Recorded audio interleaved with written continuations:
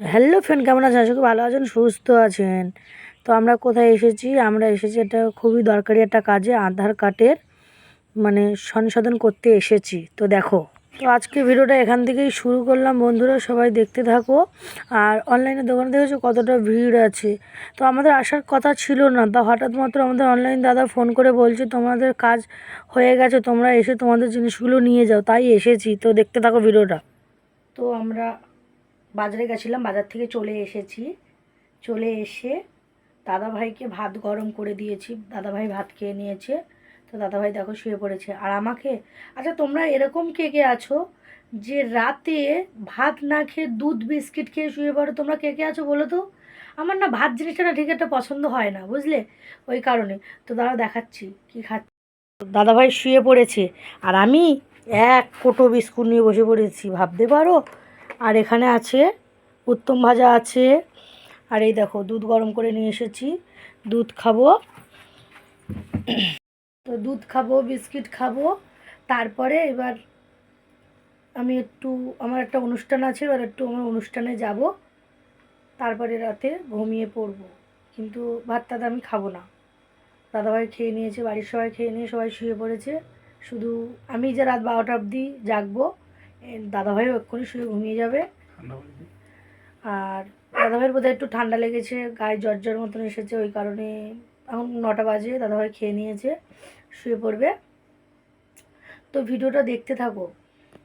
শেষ করতে পারিনি, তো আজকে ভাবলাম আজকে সকাল থেকে কিছু করি, তারপরে সকালবেলা ভিডিওটা শেষ করে দেব। তো দেখো সকালবেলা আমরা সবাই উঠে পড়েছি। আমার মেয়ে উঠে পড়েছে। আমার মেয়ের খুব ঠান্ডা লেগেছে, বুঝলে। আমার মেয়ে চাদর গায়ে দিয়েছে, ভাবতে পারো। কিন্তু বেশ ঠান্ডা পড়েছে বলো, ওই কারণে ছোট মানুষ তো, তাই কারণে তোমার চাদর গায়ে দিয়েছে। আর দেখো আরেকজন, দেখো ওনারও ঠান্ডা লেগেছে, বুঝলেন।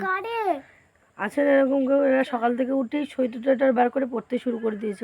তেমন ঠান্ডা পড়েনি, কিন্তু ঠান্ডা পড়েছে। কিন্তু দেখেছো সকাল থেকে উঠেই সোয়েটারটা পরা আরম্ভ করে দিয়েছে। তো কালকের আমি ভিডিওটা শেষ করতে পারিনি। তো এখন কাজে যাবে, তাই কারণে ভাত বসিয়ে দিয়েছি। আর আজকে আমার অনেকটা লেট হয়ে গেছে, কালকে অনেকটা রাতে শুয়েছি। তো দাদাভাই সকাল থেকে ডাকছে সেই, কিন্তু আমরা এখন তরকারি করব, তরকারি আনাজ করবো, ভাত বসিয়ে দিয়েছি। এগুলো হবে কমপ্লিট করে দাদাভাইকে দিয়ে তারপরে গিয়ে আমার নিজের রান্না তো করতে হবে। কারণ দাদাভাই তো এখন এমন একটা জায়গায় কাজে যাচ্ছে যে দাদাভাইকে তোমার রান্না করে দিতে হয়। ওনাদের বাড়িতে খেতে দেয় না দাদাভাইকে, বুঝলে।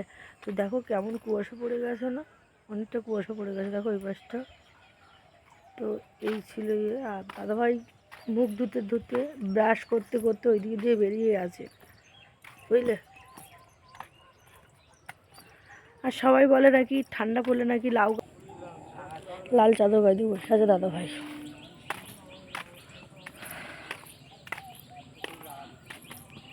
আমার যা কালকে বিকেলে বেরিয়ে গেছে, কবে আসবে আমি জানি না, কিন্তু আমাদেরও নিমন্ত্রণ আছে ওদের বাড়িতে।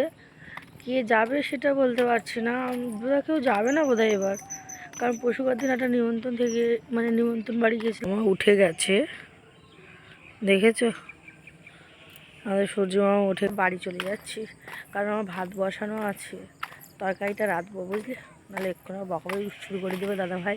বললো আলু সিদ্ধ ভাত দিও, আলু আর টমেটো ভাতে দিও, তাই আলু আর টমেটো ভাতে দিয়েছি। এই কেলিতে করে ভাত বাড়বো, বলছে আর কিছু রাঁধতে হবে না, বুঝলে। নাহলে আমি রান্না করার জন্য কাজে চলে যাবে, গুছিয়ে দিয়েছি, বুঝলে।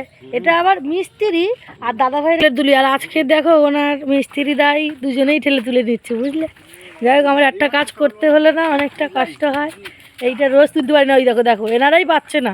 আর ফ্রেন্ড দাদাভাই চলে গেছে কাজে, আমারও কাজকর্ম গুছানো হয়ে গেছে, দুটো মেয়ে টিউশানি চলে গেছে। তো আজকে সকালবেলার থেকে এই কাজ ছিল।